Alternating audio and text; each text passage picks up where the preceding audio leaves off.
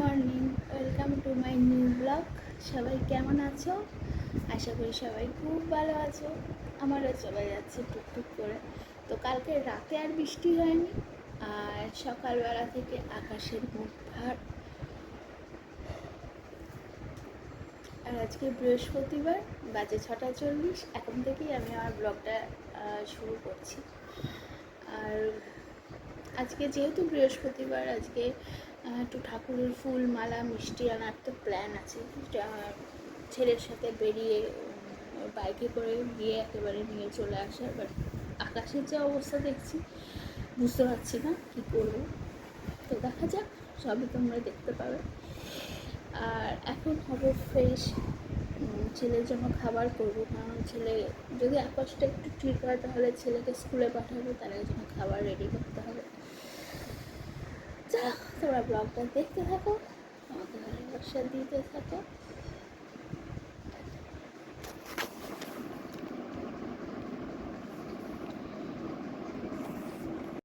তো একটুখানি বেরিয়েছিলাম, ছেলের অনেক দিন ধরে কলা নেই, বৃষ্টির জন্য বাড়ি থেকে বেরোতেও পারছি না, কিছু না।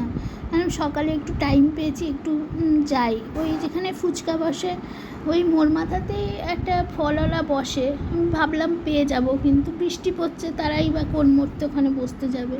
তো পেলাম না। তো এসে আমি জামা কাপড় কাচতে শুরু করে দিলাম। বৃষ্টি পড়ুক আর যাই পড়ুক, জামা কাপড় তো আর নোংরাভাবে ফেলে রাখা যাবে না, সেগুলো কাচতেই হবে।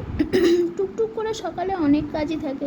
আবার এখানে জল ভরে রাখি, কারণ এখান থেকে জল সবাই খায়, একমাত্র শ্বশুরমশাই ছাড়া। শ্বশুরমশাই একদম তিনি জল ভরেই নেন ডাইরেক্ট। আর এই চকর বাসনগুলো মেজে নিচ্ছি, কালকে রাতে আর মেজে রাখতে পারিনি, কারণ চকো ভাল লাগছিল না। আর চকো দেখো এখানে ওর বাবার রুমাল নিয়ে কি করছে। আর এই দেখো ছেলে, এই দেখো আমার ছেলে, এই দেখো কি গাড়ি চালানো, এটা কি বদমাইশ যে হয়েছে, গাড়ি চালাচ্ছে দেখো। আহা, আরাম করে পেছনের দিকে হেলান দিয়ে গাড়ি চালাচ্ছে। যাই হোক, আর অনেক দোনোমনো করতে করতে ভাবলাম না, দেখলাম আকাশটা একটু পরিষ্কার হয়ে এলো। আর বাড়িতে থাকলেই তো জ্বালাতন করবে, স্কুলে যাক, একটু পড়াশুনোও করবে, খেলাধুলোও করবে, মনটাও ভালো থাকবে। এইসব ভেবে আমি তো দেখলে ভাত টাত বসিয়ে দিলাম, ওকে ভাত খাইয়ে পাঠাবো। কদিন ভাত খাইয়ে পাঠাচ্ছিলাম না, এটা ওটা খাইয়েই পাঠাচ্ছিলাম, চিড়ে বলো, মুড়ি বলো, একদিন সুজি করেও খাইয়ে পাঠিয়েছি। এবার কি দেখছি, আসার পর মানে ও সেরকম কিছু খাচ্ছে না, ঘুমিয়ে পড়ছে। এবার সারাদিনটা ওর ভাত খাওয়া হচ্ছে না। শেষকালে আমি দেখলাম দরকার নেই, ও স্কুলেই বরঞ্চ ভাত খেয়ে যাক, এসে চিড়ে মুড়ি নয় খাবে। আর এদিকে আমি টিফিন দেব। আর আমার হঠাৎ করে শীত করছে, মানে খুবই শীত করছিল, বুঝতে পারছিলাম না কেন। আমার নিচে তো চাদর টাদর কিছু ছিল না, এই গামছাটা ছিল, তা গামছাটা একটু জড়িয়ে নিলাম। আর এই খাবারটা তোমরা ছেলেবেলা মানে ছোটো ছিল যখন কে কে খেয়েছো, আজকে সেটাই দিলাম। দুটো মেরি বিস্কুটের মাঝখানে বাটার দিয়ে চিনি দিয়ে, আমি তো খুব খেতাম যখন ছোট ছিলাম। তো দেখা যাক ছেলে খায় কি না। ছেলেকে আর একদিন এমনি বাড়িতে করে দিয়েছিলাম, সেদিন তো খেয়েছিল, আজকেও খেয়ে বাড়ি এসছে। তো এই যে টিফিন করে দিচ্ছি, আর ভাবছি ছেলে কি এটা খাবে। বললাম যা হয় হবে, বাড়ি আসলে এমনিই খাইয়ে দেবো। নাও, পর্ব তো চলছেই চলছে। ছেলেকে দেখো নিজে ক্রিম মাখবে, নিজে ক্রিম দাও, ক্রিম মাখবে। আমি ওকে বললাম যা, তোকে রেডি করিয়ে দিয়েছি, নিচে যা। আর আমিও চান করে নিয়েছি, কারণ ওর সাথে একেবারেই বেরোবো ওই ফুলমালাগুলো আনার জন্য। তার জন্য চান করে একেবারে রেডি হয়ে নিয়েছি। চুল ফুল আঁচড়ানো হয়নি, পরে আঁচড়াবো, না হলে এইভাবেই বেরিয়ে চলে যাব। মা হয়ে গেলে আর সবই হয়ে যায়। আর এই যে কলা এখানে দেখলাম, কিন্তু এখানে একটু ছোটো ছোটো কলা, যাকে নেই মামার থেকে তো কানা মামা ভালো, নিলাম। আর এই দেখো, এই হলো বকুলতলা বাজার, যে বকুলতলা নিয়ে গান বেরিয়েছে, জানি না এই বকুলতলা নিয়ে গান বেরিয়েছে কিনা। তারপরে এই শ্বশুরমশাই আর আমার বরকে খেতে দিয়ে দিলাম, দিয়ে আমি আসলে একটু বেরোবো, তার জন্যে খেতে দিয়ে দিলাম।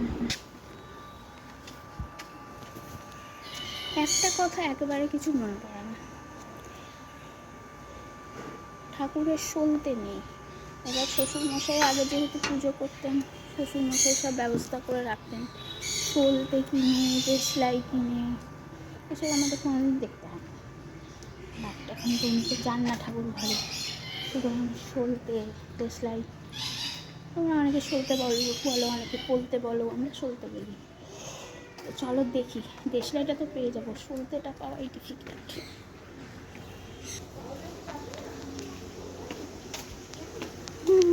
সকালে তো চান হয়ে গেছে আমার, আর গিয়েছিলাম ফুলমালা মিষ্টি আনতে, আর টিকটিক করে বৃষ্টি করছে। দেশলাই আগে সব নিয়ে চিন্তা করতে হতো না, শ্বশুরমশাই আনতো, বাট এখন শ্বশুরমশাই পুজো করেন না, তো করেন আমাকে জানতে হবে। আর এইগুলো সলতে ফুলিয়ে গেছিলো, এই যে গোল গোল সলতে, গোল গোল সলতে, এটা আমি রেখে দেবো, যখন লক্ষ্মী পুজো হবে পঞ্চপ্রদীপ করতে কাজে লাগবে, তো এটা ব্যবহার করবো না। এটা ফুলিয়ে গেলে আর এরকম এনে নেবো। বাড়িতেও সলতে পাকানো যায়, আমার ঠাম্মা সলতে পাকাতো, ঠাকুর টাইম আমার মনে আছে, আমার এরকম তো সলতে পাকাতো তেল দিয়ে। মিষ্টি, মিষ্টিটা এরকম মানে টাটকা মিষ্টি দিয়ে দেয় না, কী দিয়ে দেয়। আর এই যে ঠাকুরের মালা, আর একটা জিনিস পেয়েছি, দেখো এসব বকুলতলা গেলেই পাওয়া যায়, কি সুন্দর না। আসলে আমাদের এখানে কেউ রাখবে না, কারণ একটা পদ্মরই তো অনেকটা দাম ঠাকুরের জন্য সব কিছু। তো এটা আমি ফোন দেখে শিখেছি, এরকম করে ইয়ে করতে হয়, ভয় লাগে ছিঁড়ে না যায়। কি সুন্দর, একটা একটা করে পাপড়ি ছাড়াচ্ছি। লক্ষ্মী পুজো, ভাদ্র মাসে লক্ষ্মী পুজো যেন একটা পাই, সুন্দর না? যাই হোক, চলো আমি পুজো আচ্ছা করে নিই তোমাদের। এটা পীর সুচ, পীর সুচের সাথে এই হলো প্রদীপ, এটা আমার শাশুড়ির মানে বিয়ের দাঁড়ের, এটা কি সুন্দর না জিনিসটা। তো প্রদীপটা এখন মাজবো, যে কেতু এসেছি প্রদীপটা মাজবো, ঠাকুরকে দেবো বলে, ঠাকুরের জন্য একটা প্রদীপও কিনতে হবে, হবে কি করতে পারি দেখি, ঠাকুর চাইলে সবই হবে। তো পুজো হয়ে গেল কমপ্লিট, আর দেখো এ বসে আছে চুপলি, চুপলির আবার আজকে মুখ কাটা হয়েছে। তো চলো এবার খেয়ে দিয়ে আবার নেক্সট ডিউটি পালন করি। এত বৃষ্টি হচ্ছে তাও আমি ঘেমে যাচ্ছি, তো পালন করি। তা হলো ছেলেকে আনতে যাওয়া।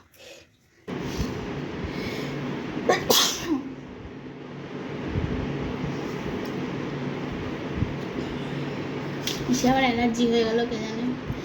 তো খাবার নিয়ে চলে এসেছি, ওলের ডান্ডা,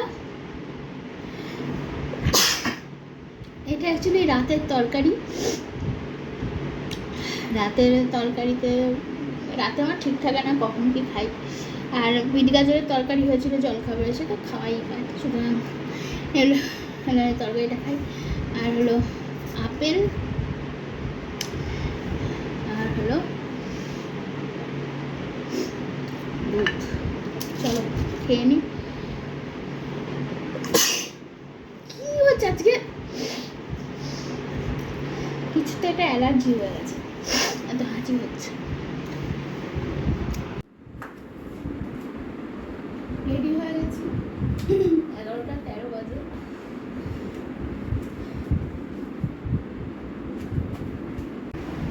এই যে ড্রেসটা দেখলে, এটা আমার ফার্স্ট অনলাইন শপিং, আজ থেকে 4-5 বছর হবে,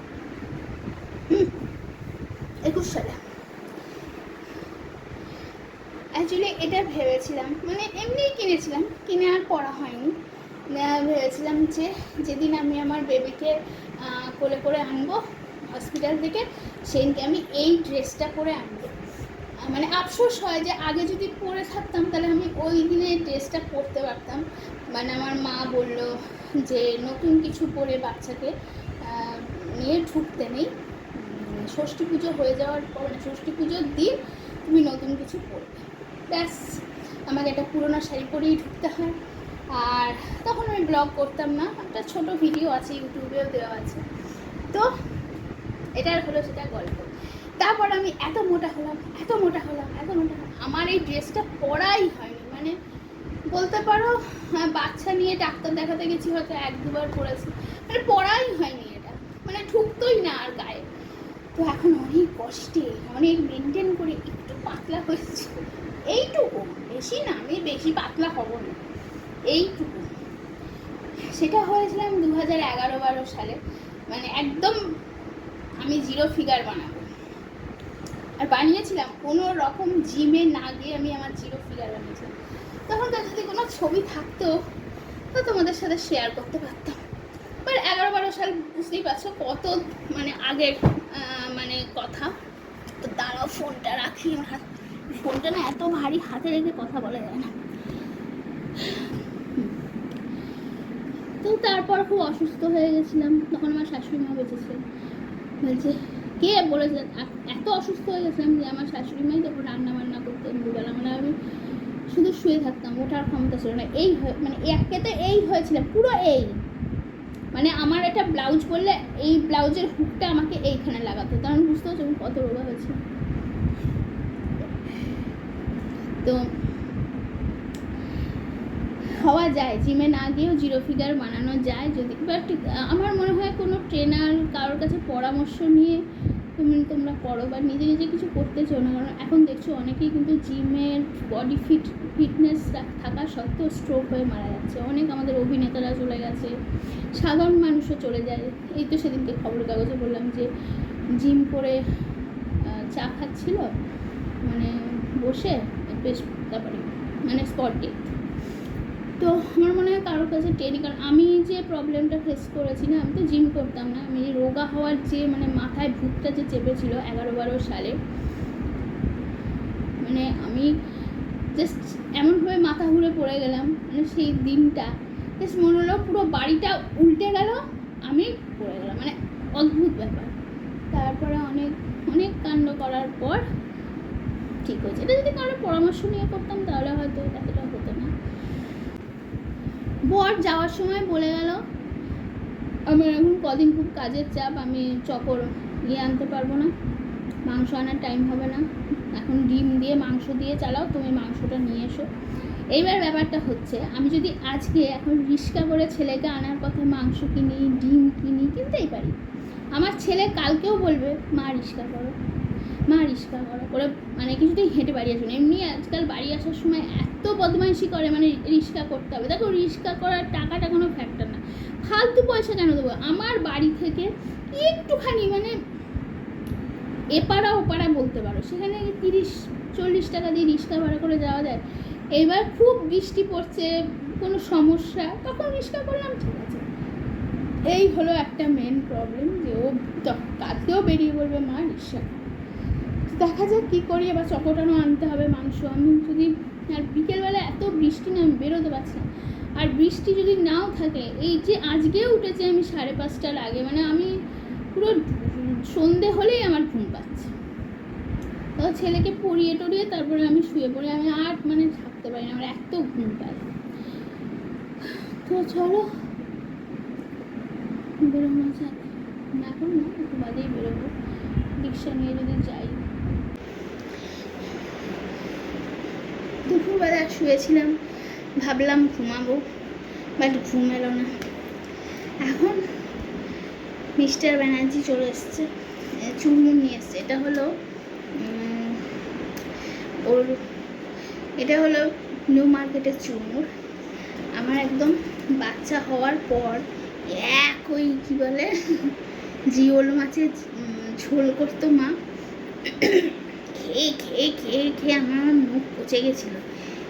আর মায়ের সাথে তখন শুধু ঝগড়া হতো, মা আমাকে কিছু খেতে দেবে না, রিচ খাবার আর আমি খাবো, মানে মুখটা পুরো দিয়ে। আমি একদিন আমার বরকে ফোন করলাম, চুরমুর এনো তো।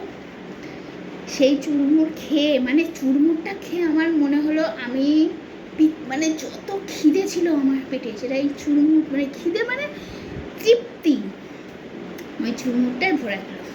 তো দেখেছ কতটা দেয় আমাদের এখানে, জানো 20 টাকা করে দিয়েছে চুরমুর, আর ওখানে 15 টাকা, নিউ মার্কেটের ওখানে।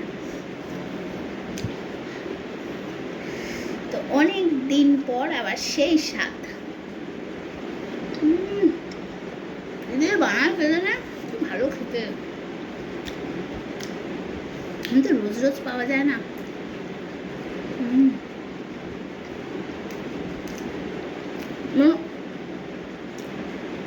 আমার বর 1 বছর বিয়ে হয়ে গেল, এখন যায় না, আমি খুব একটা ঝাল খাই না, লঙ্কাটা একটু বেশি দিয়েছে, ঝাল খায়, অতিরিক্ত ঝাল। ঠিক আছে, কোনো ব্যাপার না, বললে আবার মাঝে মাঝে আনবে না।